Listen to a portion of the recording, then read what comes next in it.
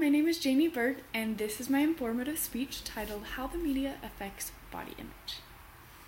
So I want to start off with a question. What does it take for you to be liked? Think about this for a minute, and what's the first thing that comes to your head? Is it your hair, your makeup? Is it your good looks, your bad looks, your clothes? What is it? Is it your body image? If so, you're just like the rest of the world. The media has us think that this is the most important, that this is what it takes to be liked. If we're perfect, basically. If we have the perfect hair, if we have the trendy makeup, if we have the cute clothes, if we don't repeat wearing our clothes. Ever since Instagram, Facebook, Snapchat, and all other social media, and other media, being TV, magazines, billboards, the list goes on, we have been programmed in our brain to think that what matters on the outside is what matters most. Now, I'm going to tell you a little bit about how the media has affected our body image over the years.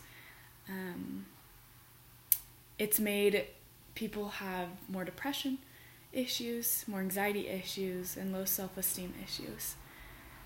I ask the question of what do you think when I ask what it takes to be liked. I ask that because we usually hold ourselves to a higher standard. We feel bad about ourselves on the insides without even thinking about it.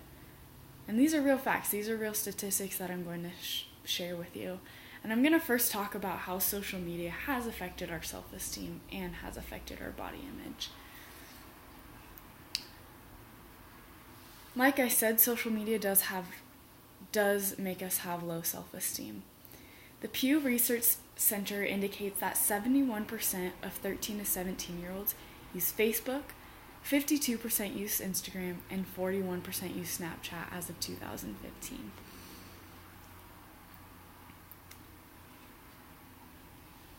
And a recent CNN article mentioned that the problem of low self-esteem didn't exist before because there wasn't 24 access to pictures, to news, and other people's lives.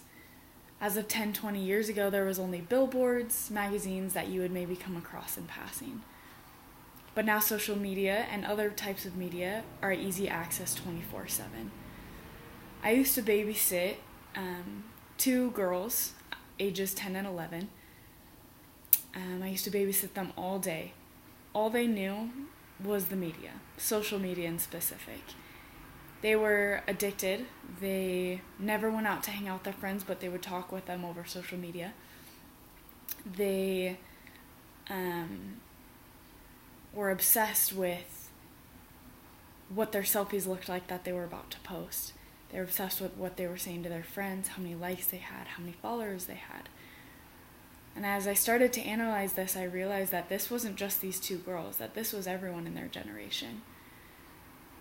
Their social skills weren't even that great because they never got out. It was summertime and they never wanted to go outside and play with their friends, never wanted to go outside and do anything.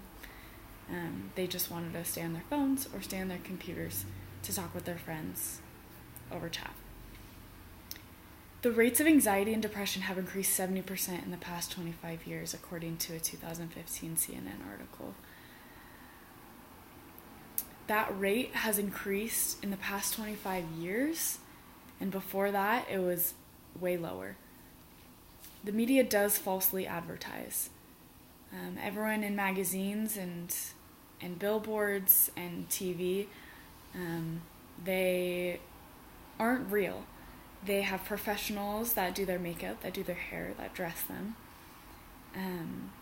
The average American woman actually wears a size 12 to 14, while the average model wears a size 2 to 4. So I'm going to show you some ways that you can build a positive self-body image. It has been shown that talking to yourself positively is very effective and actually helps you to cope with the things that are going on around you and helps you to filter out the bad things in the media. For example, If I wake up and I say, I did my hair well today, or I look pretty today, or I feel skinny today, are just some of the few examples that can help us to be better as we're looking through social media and dealing with the media. It's something that we can't really avoid. I'm not here to persuade you to delete all of your social media, to never watch TV again, and to avoid it all around, because it's the 21st century. It's how the generations are these days. We just have to learn to filter out that media, and those are some easy, simple ways that we can do that.